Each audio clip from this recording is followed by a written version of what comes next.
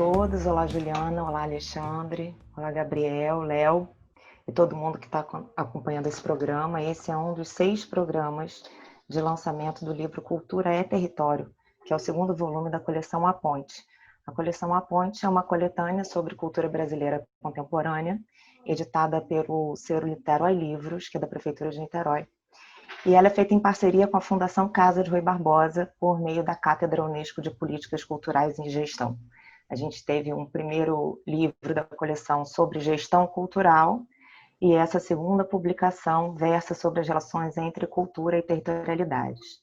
Esse é um livro composto por 10 artigos inéditos, que foram escritos por 13 especialistas, pesquisadores, gestores na área de cultura contemporânea, entre gestão, produção e difusão cultural. Vou passar a bola agora para a Juliana apresentar esses 3 convidados que estão aqui conosco e que vão falar um pouco sobre a implementação de políticas públicas de cultura baseadas na ideia de territorialização. Olá a todos. Olá, Lia, minha parceira. Obrigada por vocês estarem aqui com a gente. Eu vou apresentar os autores e os nossos convidados de hoje. O Gabriel, o João e o Leonardo Beltrão, eles escreveram um livro, Estratégias de Democratização do Fomento à Cultura em Belo Horizonte. O Gabriel Portela é administrador e gestor cultural, secretário municipal adjunto de Cultura de Belo Horizonte.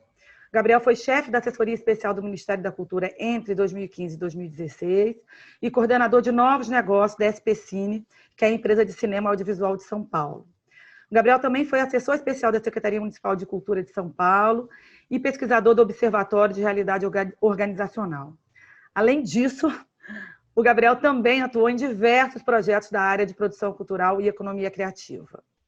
O João não está aqui com a gente hoje, mas o Leonardo está também, é o outro parceiro do Gabriel nesse artigo. O Leonardo é natural de Varginha, atua há vários anos no mercado cultural, tendo passado por importantes instituições, como o Museu de Inhotim e o Sesc Paládio, além de ter fundado a Através Gestão Cultural. O Leonardo ele é especialista em mecanismos de fomento e ocupou o cargo de diretor de Fomento e Economia da Cultura na Secretaria Municipal de Belo Horizonte, sendo responsável pela gestão da Lei Municipal de Incentivo à Cultura. Obrigado, vocês dois. Eu vou agora apresentar o nosso terceiro convidado, que é o Alexandre Pimentel. O Alexandre escreveu o artigo intitulado A Emergência do Conceito de Território nas Políticas Culturais do Estado do Rio de Janeiro. Alexandre é professor do Bacharelado de Produção Cultural do IFRJ, em Nilópolis. O Alexandre é gestor e pesquisador. Ele foi gestor na Secretaria de Estado de Cultura do Rio de Janeiro e lá ele atuou como o primeiro diretor da Biblioteca Parque de Manguinhos. O Alexandre também foi superintendente de Cultura e Território do Governo do Estado do Rio de Janeiro. Cara, eles têm um enorme currículo, né? O Alexandre também foi coordenador de pesquisa e de produção do Museu de Território de Paraty e um dos idealizadores do projeto Museu Vivo do Fandango e do projeto Na Ponta do Verso, Poesia de Improviso no Brasil. Eu vou passar de imediato para a pergunta para o Alexandre, aí depois a Lia vai fazer as perguntas para o Léo e para o Gabriel. Alexandre, a gente ficou aqui pensando nas perguntas, assim, os artigos do livro, em especial o de vocês, eles reforçam muito a convicção de que o território é uma noção determinante para compreender a cena cultural contemporânea no Brasil. Acho que cada vez mais as pesquisas e os estudos estão apontando que as políticas públicas de cultura, as que dão certo, as que deram certo, são aquelas que enxergam, dialogam, reconhecem aquelas manifestações culturais produzidas nos territórios populares, seja nos subúrbios, nas favelas, nas periferias. É lá que estão esses sujeitos que, nos seus cotidianos, estão labutando, trabalhando, fazendo as ações culturais nos territórios, né? E que cada vez mais estão demandando visibilidade simbólica, reconhecimento político. E esse reconhecimento político significa acesso ao Estado, né? Acho que é pensando o Estado como uma instância indutora de arte, de cultura. Então, assim, como primeira questão que a gente queria colocar para você, é que você falasse um pouco sobre o seu artigo, sobretudo, sobre essa perspectiva que você defende no texto, de que a utilização contemporânea do conceito de território na gestão pública, e você é um gestor, né? Ela é fruto de um complexo processo que vai envolver inúmeros elementos, mas que esses elementos têm como pilar a ação desses sujeitos reais, né? Sejam eles povos e comunidades tradicionais, como você trabalha muito bem, mas também artistas, agentes, produtores culturais, que estão também nessas periferias urbanas. Fala um pouco para a gente do seu artigo e como é que você trabalhou isso, por favor. Obrigado pelo convite, Juliana, Lia. Antes de mais nada, dizer que foi um prazer participar do evento que vocês me convidaram inicialmente, que aconteceu em Niterói. Foi um privilégio dividir mesa e participar de tantas conversas bacanas e que acabaram desdobrando nesse segundo volume do livro, né? Que eu estou muito bem acompanhado de muita gente bacana também, não só na organização, mas escrevendo os artigos, né? O capítulo do livro que eu escrevi, ele chama exatamente a emergência do conceito de território nas políticas culturais do Estado do Rio de Janeiro. Eu queria aproveitar e fazer um pouco uma sistematização da experiência de gestão pública, no caso da Secretaria de Estado de Cultura. Eu tive duas passagens, uma inicial como um diretor de uma unidade, uma biblioteca parque, um programa novo, né, que foi implementado. Eu fui o primeiro diretor da primeira experiência de implementação de biblioteca parque aqui no Rio de Janeiro, e o Rio foi pioneiro no caso brasileiro. Depois eu saio, vou para Paraty, coordenar um outro projeto, também muito nessa linha de diálogo entre cultura e território, que era o Museu do Território, que você citou aí.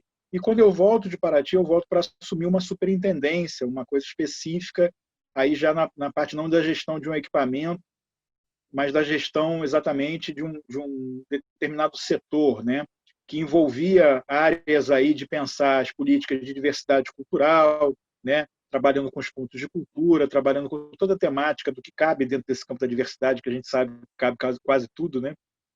E uma outra coordenadoria específica que cuidava de políticas para a juventude de territórios populares, especialmente no caso das favelas e periferia do Rio de Janeiro, né? Então, a minha ideia era tentar aproveitar um pouco a minha formação como geógrafo, né, a minha preocupação também de reflexão conceitual e intelectual, com a minha trajetória também como gestor, seja de uma unidade, seja de uma superintendência, que aí já tem uma coisa mais de pensar as políticas para aquela área, né? Dentro da Secretaria de Cultura do Estado, na escala estadual. Eu acho que a gente sistematiza hoje um pouco mais do que no passado, mas ainda sistematiza pouco essas experiências, né? Quando a gente passa na gestão pública, porque a gente é muito absorvido pelo cotidiano, a gente é engolido pelo volume de coisas que tem que fazer, e sobra pouco tempo para reflexão conceitual, intelectual, né? Eu sempre prezei muito por isso. Acho que a Lia, como gestora, também, porque sem pensar, refletir, repensar, a gente só executa, né? A gente não tem capacidade de formulação e não tem capacidade de reflexão se aquela formulação está no caminho interessante. Então, a tentativa do artigo foi exatamente tentar juntar um pouco essas trajetórias do gestor e do geógrafo, ao mesmo tempo do gestor cultural, né, de uma pessoa que também pensa do ponto de vista conceitual, teórico, desse campo, com a experiência de gestão na prática, né, na ponta, numa Secretaria de Estado. O que eu defendo, que a Juliana colocou, é exatamente que a gente naturalizou um pouco o uso desse conceito de território, aceitou ele a partir de um determinado momento, como se ele tivesse dado, né? E a gente identifica o momento onde isso acontece, mas a partir desse momento a gente aceita que ele veio, aceita que ele não necessariamente é debatido na gestão pública ou no seu uso cotidiano, né? Como uma categoria meio da prática, né? Pelos artistas, produtores, gestores, principalmente no cenário periférico, isso é muito forte na realidade do Rio. Mas eu queria ver da onde estava vindo isso, como isso chega, né? Então, a minha primeira experiência, não com o conceito de território, como eu falei, a minha formação em geografia, eu tive o privilégio de estudar com muita gente interessante na UF, também, em Niterói, né? Estudei com Rogério Rasbert, com Carlos Walter por Gonçalves, Rui Moreira, o Jorge Luiz Barbosa, muitas pessoas que têm no conceito de território uma referência, são referências no pensamento geográfico brasileiro e até latino-americano, né? Então, eu tive esse privilégio de estar ali debatendo esses temas. Mas na gestão pública, quando eu estou na Biblioteca Parque de Manguinhos,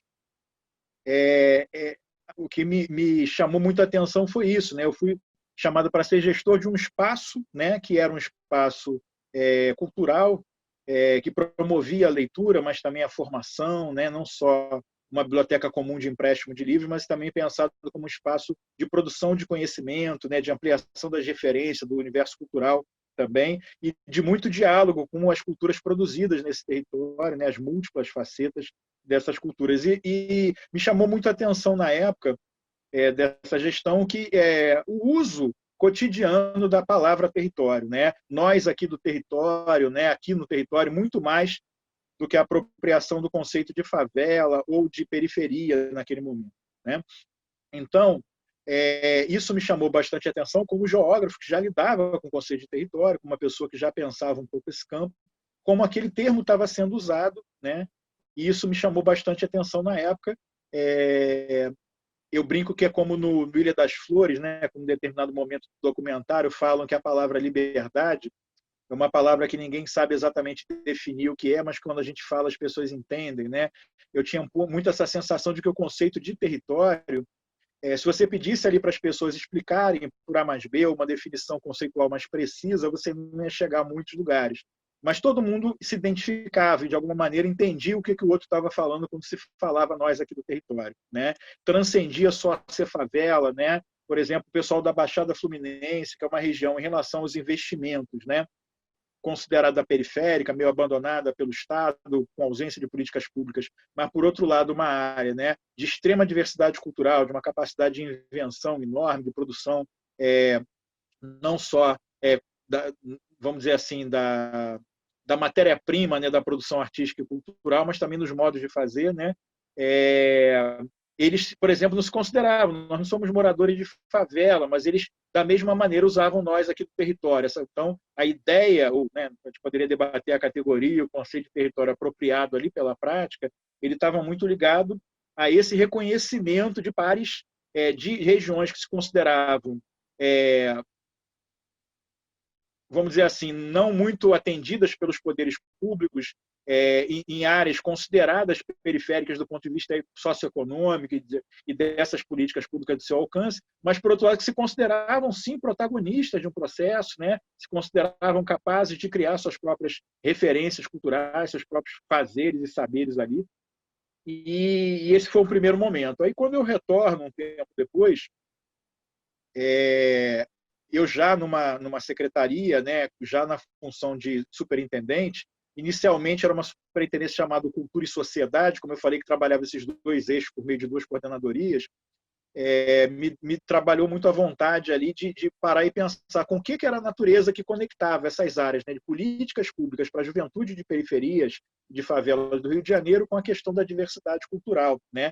Isso vem de tradições diferentes no campo intelectual e nas próprias políticas públicas, né? São coisas que estão ali, mas nem sempre dialogam, né? O campo da diversidade é entendido como outro campo. E, obviamente, que a gente, né, nos últimos anos, nas políticas públicas, essas coisas vêm convergindo, né?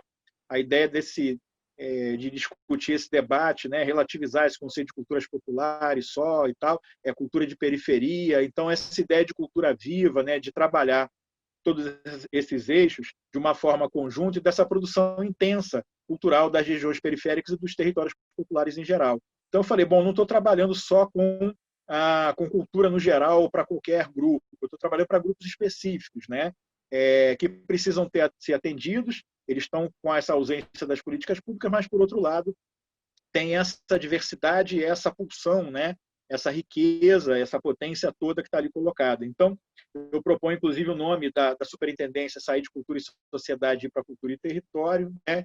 E a gente começa a elaborar uma série de ações e reflexões a partir do conceito de território, tanto para a formação da própria equipe, não só a minha, mas da própria secretaria. A gente promoveu debates, conversas, né? E esse conceito de território, antes de eu entrar na gestão, outras pessoas importantes já tinham passado por ali também, como o próprio Marcos Vinícius Faustini, né? O Écio Salles e outras pessoas que já tinham levantado um pouco essa bola da centralidade do conceito de território, e eu vou trazer essa experiência. E o artigo ele é um pouco fruto disso, né? Eu vou tentando fazer primeiro um histórico de como isso chega, né? Então, E aí eu vou fazer um histórico, como isso chega do ponto de vista, né, de um debate dentro da própria geografia, né, as transformações que a geografia vem passando nas últimas décadas, né, a influência da geografia francesa, de outros lugares, principalmente latino-americanos também, como esse conceito de território dentro do campo teórico da geografia, ele abre para uma outra perspectiva que deixa de ser só de relações de poder entendido na escala do Estado Nacional e uma relação de poder do Estado em relação a outros grupos e passa a trabalhar com várias escalas possíveis, a escala não só do Estado Nacional, mas a escala regional, a escala estadual, a escala municipal. Você pode falar de bairro, praça, viaduto e até do próprio corpo como território, né? E se abrir um pouco para essa dimensão também do simbólico, que eu acho que é uma outra questão fundamental, vem aí do debate com antropologia, com uma série de outras questões. Então, tem um lado, que é esse lado da reflexão intelectual, né, e conceitual, como um conceito mesmo acadêmico, dentro da geografia, toda uma modificação, uma ampliação disso. Eu faço um levantamento também um pouco dentro dessa ideia de povos e comunidades tradicionais, como a gente trabalha aqui no Brasil, né, ou outras nomenclaturas semelhantes que são trabalhadas fora do Brasil, como é que a partir de 1990, principalmente, você tem uma emergência, né, desse conceito de território, a ponto desses grupos claramente, em suas reivindicações, documentos, passarem a falar não mais aqui nós da terra, né, não mais nós aqui, mas grupos indígenas, quilombolas, né, e outros povos e comunidades tradicionais se referindo ao território como conceito estratégico fundamental, com uma intencionalidade política muito forte. Eu trabalho como é que isso chega também nas políticas públicas brasileiras, a partir, né, da Constituição de 88, até um pouquinho do governo Fernando Henrique, mas como isso ganha uma centralidade com a chegada do Lula, né? E como é que em políticas, por exemplo, dentro do espaço agrário brasileiro, Ministério de Desenvolvimento Agrário, né, vai pensar uma série de programas e políticas, Política Nacional de Desenvolvimento Regional, Política Nacional de Desenvolvimento Territorial Sustentável, Programa Territórios da Cidadania e uma série de outros programas e políticas públicas que vão estar marcadas por essa questão territorial. E isso vai, obviamente, repercutir no campo da cultura em experiências, tanto em nível municipal, estadual, né? No caso de São Paulo, bastante protagonista nisso, no caso da Bahia, no caso aqui do Rio de Janeiro também, a ponto de isso ter várias origens, ou seja, isso não brotaria do nada, isso não nasceria simplesmente assim, as pessoas começaram a ouvir isso e começaram a falar porque alguém falou, mas, na verdade, porque existia todo um contexto internacional, principalmente no caso latino-americano, um contexto de grupos específicos, né, periféricos e tal, e uma própria reflexão conceitual da geografia, que vai trazer essa reflexão para cá, né, de várias origens, a ponto de se impactar de modos diferentes, em momentos diferentes, mas para isso chegar em gestores, em pessoas que estavam trabalhando junto a esses grupos, e a ponto de ser apropriado e familiarizado por esses grupos. E aí eu vou trabalhando como isso chega em outros casos, né, na gestão pública de Salvador, do estado da Bahia, né, como é que isso chega um pouquinho também no município do Rio, até chegar no estado do Rio, na Secretaria de Cultura do Estado. E aí eu vou abordar 3 programas, né, que é o programa das bibliotecas Parque, a implementação deles, o programa Favela Criativa, e depois o programa que eu tive mais diretamente ligado à gestão, à formulação dele também, que é o programa Territórios Culturais RJ. Então, eu vou abordando como dentro da Secretaria de Cultura do Estado, territorializando aí a questão da gestão como uma área onde eu teria experiência, né, e vivência um pouco mais. A partir dessa minha vivência, com todas essas reflexões, eu vou tentando ver como isso chega também na gestão pública, no caso do Estado, da Secretaria de Cultura do Estado, e como isso acaba influenciando programas importantes de gestão pública. Eu acho que o artigo ele trabalha um pouco por aí. Obrigada, Alexandre, muito obrigada. Eu vou passar aqui a palavra um pouquinho agora para o Léo e para o Gabriel. Queria que vocês contassem um pouquinho dessa experiência e do artigo que vocês escreveram a partir dela. Queria já destacar de antemão um aspecto que eu acho muito interessante da política que vocês desenvolveram e da forma como vocês abordam ela no artigo, que é a premissa de que os instrumentos de fomento, eles também podem ser instrumentos de democratização, territorialização e cidadania cultural. Geralmente, na gestão, a gente trata isso como instâncias separadas, né? Até no desenho institucional das secretarias, a gente vê essa separação. E vocês, na medida em que desenvolveram uma política de fomento, também desenvolveram uma política de territorialização e de cidadania. Então, eu queria que vocês contassem um pouquinho mais para a gente, falassem sobre isso, como é que foi formular e implementar essa política em Belo Horizonte. Perfeito. Vou começar aqui, e aí eu passo para o Léo para a gente completar. Bom, primeiro também agradecer, foi uma experiência muito bacana elaborar esse artigo, né, um convite muito, muito legal. Acho que é o que o Alexandre falou, assim, nós que estamos na gestão pública, a gente fica nessa loucura do dia a dia, né, da burocracia, e tem poucos momentos de reflexão. Então, além de poder participar do livro, ter tido esse exercício, né, de parar e pensar esse artigo foi muito bom também para a gente seguir aprimorando o nosso trabalho aqui na secretaria. Bom, o nosso artigo ele traz praticamente uma análise de um caso específico, né, como a Lia comentou, uma política, parte da nossa política de fomento. Mas antes de chegar nela especificamente, acho que é importante dar o contexto aonde que ela nasce, aonde que ela acontece. Em 2017, é recriada a Secretaria de Cultura de Belo Horizonte, né? Nós tínhamos apenas uma fundação que já fazia um trabalho importante, mas com a recriação da Secretaria, as políticas culturais elas começam a ganhar um outro porte, né? um outro patamar dentro do conjunto das políticas da Prefeitura. E justamente a partir desse momento a gente começa a desenvolver um trabalho não orientado por execução de projetos culturais públicos, mas sim um trabalho orientado na visão de políticas culturais, né? Então vamos discutir nossa política de formação, vamos discutir a política de fomento e várias outras, política para as artes, etc. Com o nascimento também da secretaria e essa visão através de políticas culturais, a gente também reforça essa dimensão, né, essa visão de ter um Estado que seja garantidor do acesso, né, e dos direitos culturais de forma geral. Tem esse ponto é importante porque é isso que vai resultar, né, nas nossas políticas, nos nossos programas, e seja um Estado que garanta, né, a possibilidade, né, que possa prover os meios para que os cidadãos concretizem essa cidadania cultural. Então, a política cultural de Belo Horizonte, ela nasce lá no final da década de 90, muito voltada para a atividade dos centros culturais. Os centros culturais têm um papel muito importante, né? Belo Horizonte é uma capital, né, relativamente grande. Nós temos uma rede aqui de centros culturais públicos que estão em praticamente todos os territórios da cidade, são 17 centros culturais. Mas aí, quando a gente, né, começa a olhar isso de forma mais analítica, a gente faz um estudo e percebe que tem diversos territórios da cidade que não têm registros de atividades culturais que têm alguma interface com o poder público, seja pelo fomento, seja pelas atividades realizadas por iniciativa do próprio poder público. E eram justamente os territórios, né, esses que não tinham registro de atividades, eram justamente os territórios onde não haviam centros culturais.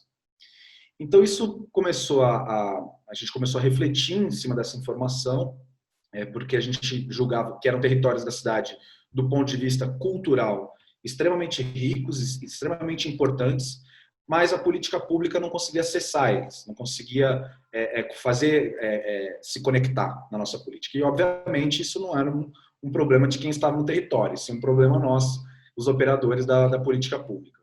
Então, partindo dessa reflexão, nós retomamos a política de fomento.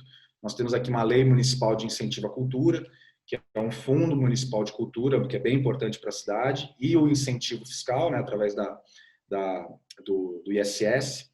E aí, olhando, né, esse é um mecanismo importante, ele é uma lei de 93, então ela já tem um bom tempo aí de atividade. Ela tem uma adesão grande na cidade, todo ano a gente tem 1.500, 2.000 inscrições, né, nos diferentes editais. Só que ela estava parada, já tinham 2 anos que ela estava sem execução. A gente retoma os editais, só que a gente já retoma trazendo uma análise de um levantamento de informações para onde estava indo esse recurso e quem que estava se inscrevendo nesses editais de fomento. E aí surgiram questões que não são novidades, mas que são importantes e vão ajudando a gente a aprimorar a política de fomento voltada para os territórios. Primeira coisa, né, a gente levantou dados, né, não havia esse tipo de estudo, coisas simples, né, gênero, cor, etnia, região da cidade, né, que esses editais estavam dialogando. E aí, quando a gente retomou, então, faz essa primeira rodada de editais, vem alguns dados assim que foram bem impressionantes.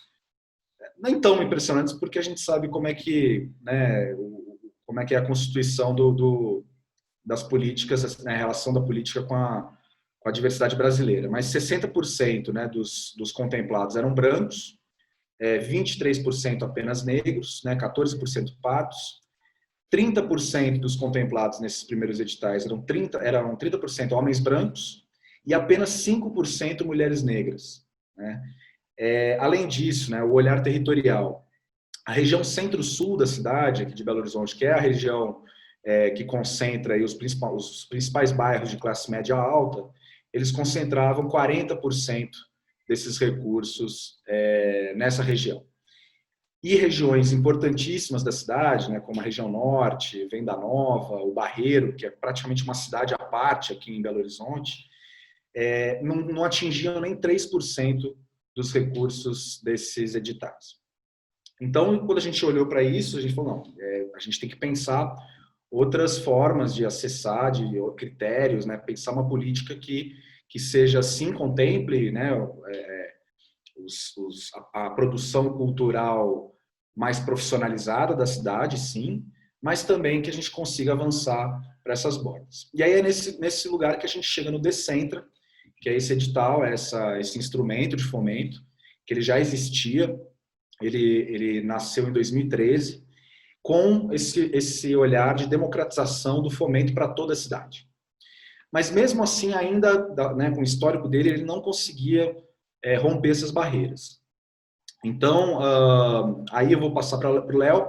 O Léo, na época, era o diretor de fomento, né, que executou esses editais, que ajudou a aprimorar.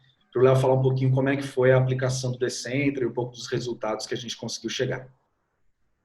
Boa noite, Lia, Juliana, Alexandre, Gabriel. Um prazer, né? A gente não se conhecia pessoalmente.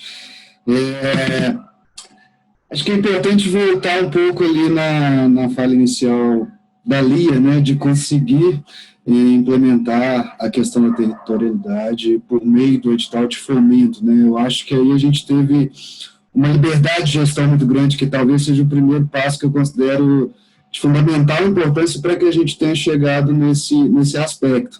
E enquanto o Gabriel falava, eu ficava pensando quão interessante talvez fosse escrever um novo artigo hoje, porque é impressionante o tanto que as coisas evoluíram do último ano para cá, né? A questão dos editais, você consegue comparar com o anterior e a evolução disso e ver que, de fato, está havendo um direcionamento melhor, né, do recurso, é muito interessante.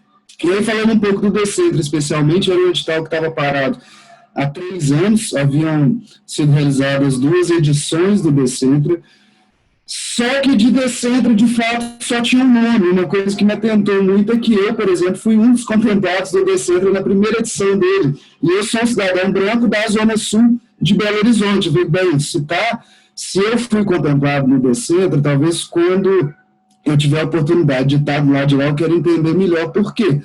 Então, eu percebi, ali à frente, né, da diretoria de fomento, que o Decentra estava sendo levado em consideração apenas a descentralização das atividades. Acho que vai muito ao encontro disso que o Gabriel estava falando, dos centros culturais, da territorialização das atividades, mas os protagonistas dessas atividades, né, os artistas, os gestores, os produtores, eram, em sua maioria, iguais a mim.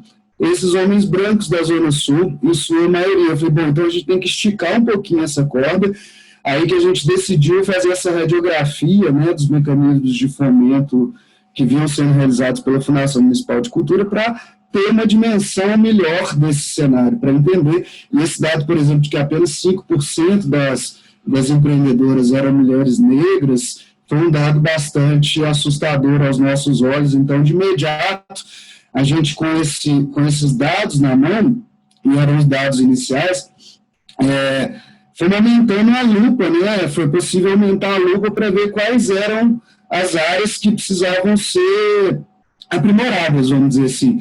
E não só sobre o aspecto da territorialidade, mas sobre o aspecto do gênero também, sobre o aspecto de setores artísticos, principalmente, né? Com a lupa que a gente conseguia entender dentro de cada regional quantos agentes tinham de circo, quantos agentes tinham de música, quantos agentes tinham de dança, e com isso a gente criou, por exemplo, a Caravana da Cultura. Foi uma das primeiras iniciativas que a gente julgou de fundamental importância, porque não só quem estava sendo contemplado eram privilegiados, vamos dizer assim, mas a forma do acesso ao próprio mecanismo, né? Como participar, como conseguir se inscrever. Então, nós fizemos uma caravana da cultura que circulou por esses 17 centros culturais citados pelo Gabriel, né? Ou seja, em todas as 9 regionais de Belo Horizonte, para fazer treinamentos presenciais. Eu acho que esse foi um momento super importante e vem sendo mantido pela Secretaria em novos editais e novos mecanismos, para que houvesse uma proximidade do poder público com os usuários, e é um momento que eu considero particularmente chave para entender que as realidades são realmente muito, muito complicadas, enquanto a gente está preocupado com na verdade, tinha gente que não sabia como era transformar um arquivo em PDF, por exemplo. Então, assim, essa caravana nos ensinou muito sobre como falar a linguagem desse público que deveria ser contemplado pelos editais. Então, esse acho que foi um ponto-chave. O segundo foi trabalhar arduamente junto à Câmara de Fomento à Cultura do município, que é a instância responsável pela análise desses projetos, ou seja, todos esses dados, esses conjuntos de informação foram amplamente debatidos com essa instância, para que eles entendessem a dimensão e a importância para que houvesse uma melhor destinação desses recursos. Em paralelo a isso, naturalmente, os próprios critérios de atuação do edital em si, a gente teve um cuidado muito grande de, sim, efetivar uma pontuação diferenciada para aqueles que, historicamente, eram preteridos, né, nos editais. Então, tivemos, por exemplo, 3 regionais que não atingiam 3% das inscrições. Os cidadãos residentes nessas regionais, naturalmente, ganharam uma pontuação, passaram a ganhar uma pontuação maior no quesito territorialidade, de residência, de ser residente agente daquele território. Então, também uma pontuação específica para o local de execução dessas atividades, assim como para o perfil das artistas, das empreendedoras, das gestoras, das mulheres, das negras, dos LGBTQIs, e mais recentemente, né, na época do territorial, do artigo, mas mais recentemente, por exemplo, as pessoas com deficiência também, que é outro tipo de público que a gente percebeu que estava sendo muito preterido nos editais. Então, isso fez com que houvesse uma inversão muito grande, não só em relação aos editais tradicionais, mas em relação ao próprio Decentra. A desconcentração dos recursos passou a ser um ponto de política talvez mais importante do que a descentralização das atividades em si, ou seja, a gente equilibrar essa régua da destinação dos recursos, e isso é muito legal, você pegar a evolução e ver, né, já foi lançado mais um edital em relação àquilo da época do território, você vê que foi de fato efetivo, a gente teve uma participação maior lá nas inscrições e maior ainda nos resultados agora, então isso de fato, acho que é mais capaz, ainda não totalmente capaz, de refletir a produção artística e cultural aqui do município.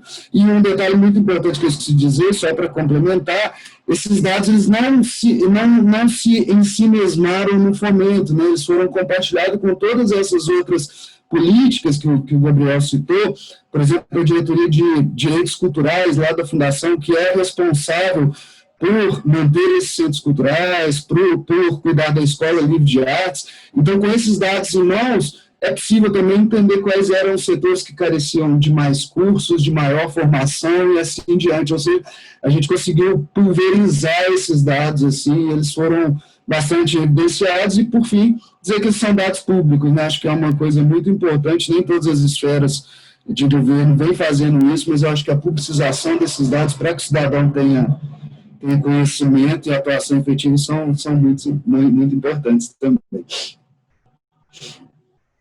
Obrigada, Léo. Obrigada, Gabriel, que eu não tinha falado. Alexandre, com você de novo. Quero dizer o seguinte, assim, quando a gente pensou na curadoria do livro e agora também dessas gravações, a gente queria muito botar vocês 3 juntos, né? Porque a gente identificava gestores não só muito comprometidos com seus processos de trabalho, mas com muita consistência nesse diálogo, né? De saber que... E aí está muito claro na fala de vocês que quando vocês pensam a política, não está tirando da cachola, né? O quanto de concretude tem nesse processo. Então, Alexandre, a minha pergunta é para você. Eu sempre que converso com o Alexandre, eu faço uma pergunta dele como professor, porque eu, a Lia e ele somos professores da universidade, somos professores do curso, eu da UF, eles dois do IFRJ de Nilópolis, somos professores do curso de produção cultural e, como tese, estamos formando uma juventude, ou estamos ajudando a formar, estamos aprendendo com uma juventude que potencialmente podem ser gestores, né?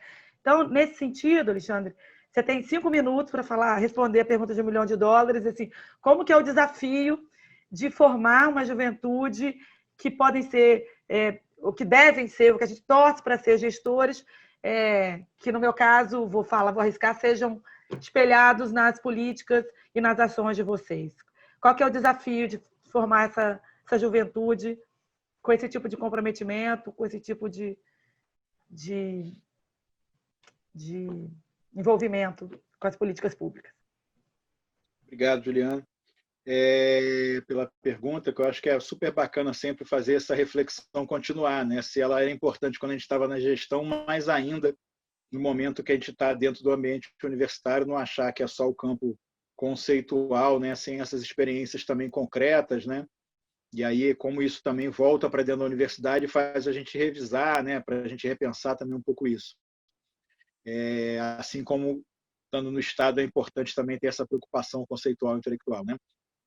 Bom, eu acho que assim, o fato da gente estar numa região considerada, do ponto de vista, como eu falei, socioeconômico, né? E do atingimento, vamos dizer assim, das políticas públicas como uma região periférica,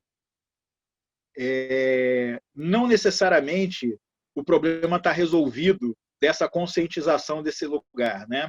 Porque você vê muito discurso, né?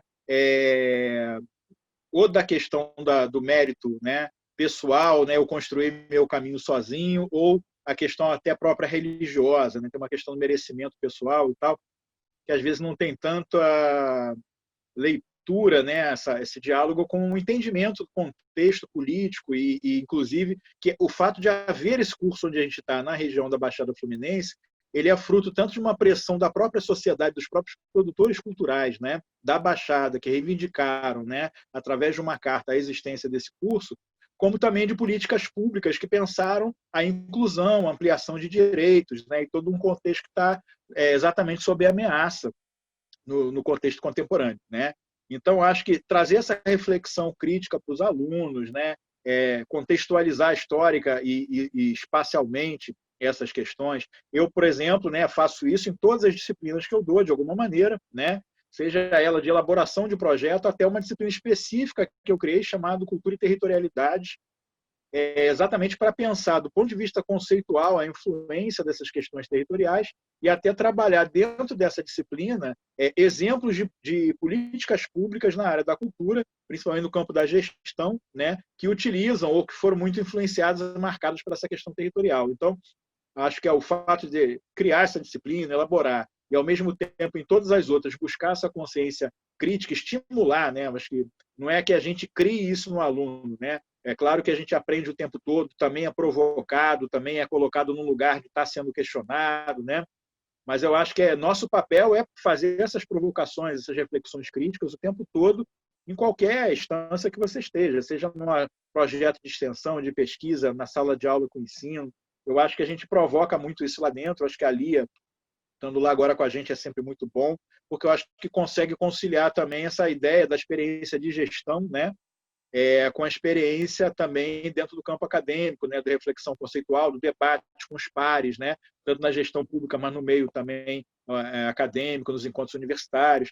Eu acho que é isso, isso que é importante, né, que um vai realimentar o outro, né, da gente entender e ler essas trajetórias de gestores ou de programas ou de projetos ou de editais que fizeram isso, né?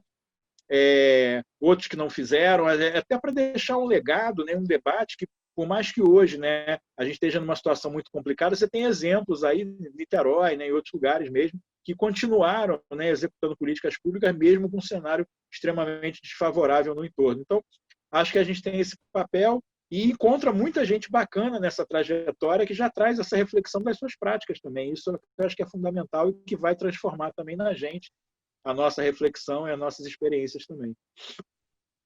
Valeu, Alexandre. Obrigada, querido. Vamos lá. Então, vou fazer aqui, voltar a palavra para o Léo e para o Gabriel.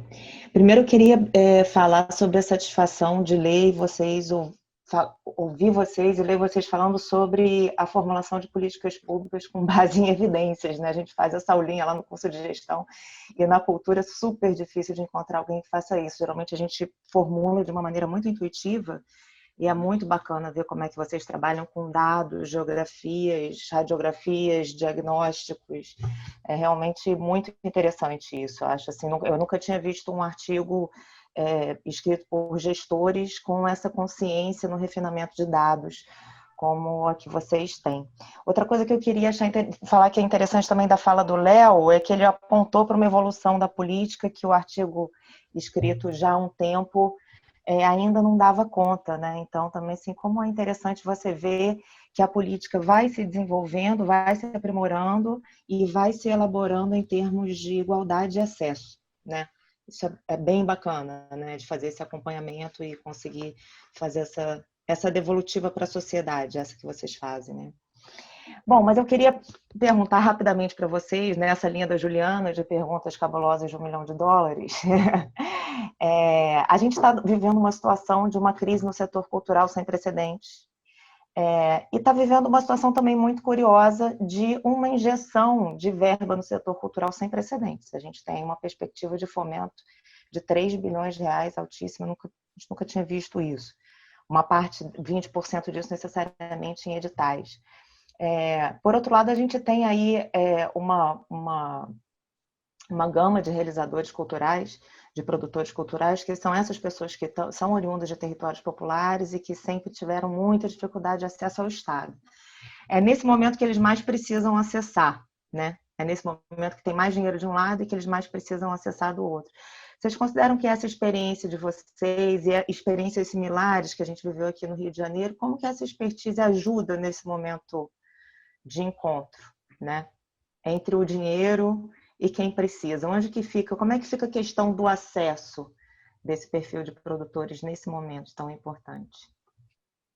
Bom, posso falar um pouquinho porque meu dia a dia tem sido 90% pensar nessa lei de emergência e tem sido um processo intenso.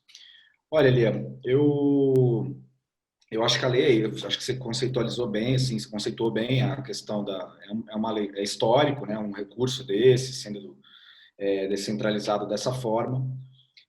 Mas, assim, eu acho que tem algumas questões anteriores que eu acho que é importante colocar. Primeiro que eu acho que a lei, ela tem uma questão ali na gênesis dela, porque ela considera essa questão que é super importante e interessante, da descentralização dos recursos, né, para os estados e municípios. Né, ela coloca isso, está lá no texto da lei, né, o governo federal entregará, o termo é esse, inclusive, entregará aos estados e municípios R$3 bilhões, e só que considera, assim, a forma como a lei nasceu, ela trata como se a gente estivesse vivendo um momento incrível do ponto de vista institucional da política cultural no Brasil, como se a gente não estivesse vivendo nos últimos anos um desmonte institucional gigantesco, né? A gente vê secretarias de cultura sendo extintas ou sendo fundidas com outras, né? Então, ela entrega para os estados e municípios está aqui o dinheiro e agora e o governo federal acaba se abrindo mão de se responsabilizar pela execução desse recurso. Então, o momento que a gente está vivendo agora está sendo um momento muito louco, assim, porque é isso, a sociedade civil está ávida, né, por acessar o recurso com toda a legitimidade pela situação da área cultural. A gente tem esse desafio de conseguir entregar esse recurso na mão de quem precisa, mas a lógica, a estrutura, o funcionamento da lei, ele não espelha essa necessidade na prática, né? Então, assim, aqui como é que a gente tem, quais os desafios que a gente tem visto?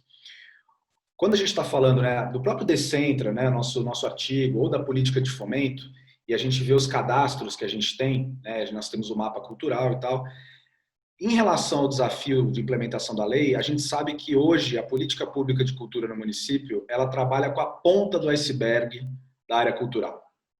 E essa lei de emergência, a gente vai ter que dar um jeito de trabalhar com o que está submerso, que são, assim, escola de dança, estúdio de gravação.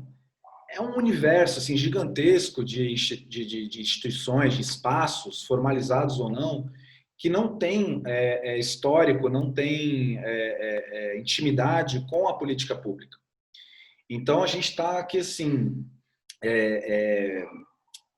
se desdobrando ao máximo, né, pensando, inclusive, com outras secretarias juntos, a gente, né, Secretaria de Segurança, Secretaria de Cidadania e Assistência Social, envolvendo outras áreas que têm políticas, né, capilarizadas e que já têm muito mais essa expertise para conseguir chegar, né, com esse recurso na mão de quem precisa. Então, está sendo uma experiência assim, muito interessante. Às vezes eu me pego pensando, daqui 5 anos, olhar para trás e ver os resultados dessa lei. Eu acho que é um momento, todos os pesquisadores e estudiosos acho que tem que se debruçar também nesse momento, porque eu acho que a gente vai ter muito para refletir sobre essa lei daqui a uns bons anos, sabe? O que de fato vai resultar, né, da aplicação da lei. E, enfim, então eu tenho conversado com gestores do Brasil inteiro e é isso, está todo mundo um pouco aprendendo a pilotar o avião no meio do voo. Assim. É uma coisa um pouco nesse sentido que está acontecendo. Tá joia, Gabriel. Muitíssimo obrigada, obrigada mesmo. A gente tem aí a vantagem de, nesse momento, estar conversando com o autor e atual gestor. Pode contar para a gente como é que a coisa está acontecendo dentro dos gabinetes, né? A gente fica, nós que não estamos mais no gabinete, ficamos com essa curiosidade. Eu vou, então, passar a palavra para vocês de novo, para fazerem as considerações finais. Eu queria, antes disso, agradecer muitíssimo a disponibilidade de vocês. Em primeiro lugar, de escreverem um artigo. A gente sabe que com essa vida corrida que a gente leva, como vocês bem falaram, principalmente os gestores, é muito difícil de registrar essas experiências, mas é tão difícil quanto fundamental. Se os gestores não registrarem, outras pessoas não registrarão da forma como a gente entende, né? Então, eu acho que é sempre um esforço, mas é isso que garante que a política venha a ter desdobramentos futuros, que possa ser recuperada e que possa ser bem compreendida pela sociedade, né, de uma maneira geral. Então, eu queria agradecer muito essa pausa que vocês fizeram na rotina de vocês para escrever esse artigo. E queria agradecer muito a oportunidade de estar conversando com vocês hoje, porque essa preocupação da Juliana é uma preocupação que eu também tenho. Assim, a gente está aí na sala de aula conversando com uma juventude que está precisando de boas referências e está precisando se aproximar dessas boas referências, né? Entender que existem boas referências vivas e próximas, né? E que o tempo interessante da gestão cultural não foi só necessariamente um tempo passado, né? Que tem coisas muito, muito relevantes sendo feitas por aí. Então, obrigada por estarem aqui compartilhando com a gente esse tanto de experiência e conhecimento. Gabriel e Léo, querem falar um pouquinho? Depois eu passo para o Alexandre para se despedir. Diga aí, Léo. Bom, primeiro dizer que esse papo deu muita saudade de estar operando essa política. Essa fala do Gabriel foi muito legal, assim, então te desejo sorte, Gabriel, antes de tudo. Sei que é quão complicado estar aí desse lado. E acho que é isso, assim, acho que a Lia falou, a gente tem que estar com esse... Eu estive gestor público, né, não sou gestor público, acho que a gente tem que andar sempre com esses dados debaixo do braço o tempo todo, assim, né, eu acho que informação para realização e para compartilhamento são cerne de um fomento que, historicamente, em muitas instâncias de governo, até mesmo no governo municipal, sempre foi colocado realmente à margem, assim, como uma mera operação de recursos públicos, mas acho que o grande salto está justamente a gente entender ele também como uma área finalística, ou seja, uma área de efetivação de fato da política pública, né? Não adianta nada a gente ter muitas ideias e não conseguir concretizá-las junto com a sociedade. Então, acho que o fomento é é uma maneira muito importante, e fico muito feliz de saber que os dados do Decentro não estão materializados apenas nesse artigo, mas ele já rodou alguns diversos lugares, ele tem sido um case muito legal a ser estudado também, né? E é uma coisa simples e que, com vontade, eu acho que muitos gestores conseguem efetivar algo dessa natureza. Agradecer ao Alexandre pelas palavras também, confesso que não li o artigo, mas estou com muita vontade de ler agora, e agradecer Ju e Lia pela participação, pelo convite. Muito obrigado. Bom, gente, eu assino embaixo aí da fala do Léo. Acho que essa última parte da questão de como é simples, na verdade, né? Os dados que a gente traz, né? Esse estudo, ele é muito simples, ele não tem nada de grandes sofisticações, assim, é uma coisa às vezes muito básica, mas que gera um resultado e uma melhoria constante na política. Então, mais assim, agradecer muito a oportunidade, foi uma delícia escrever esse artigo, estou muito feliz da gente estar ao lado de pessoas incríveis nesse livro. Alexandre, obrigado também, a gente ter dividido esse espaço aqui hoje, foi um prazer. E é isso, gente. Tati, boa noite. Alexandre, fala um pouquinho, dá um tchau aí pra gente. Bem rapidinho, só para agradecer mais uma vez o convite teu, Lia e da Juliana. Um prazer estar aí com o Gabriel e com o Leonardo também, e estar tão bem acompanhado nesse livro, né, como tivemos no seminário, com tanta gente bacana que de fato dá vontade de ficar debruçado, né? E acho que é isso, a gente tem um legado aí de experiências importantes na gestão pública, né? Com diferentes experiências, mas já tem muito claro o que a gente hoje precisa fazer. A gente não pode ficar preso a esse passado, mas está conectado e entendendo o mundo contemporâneo que a gente está, e fazer essa capacidade de leitura, mas conhecendo, tendo essa memória também em relação ao que já foi produzido, essas experiências que deixaram esse legado aí também para trás, e olhar para frente, né? Obrigado mais uma vez.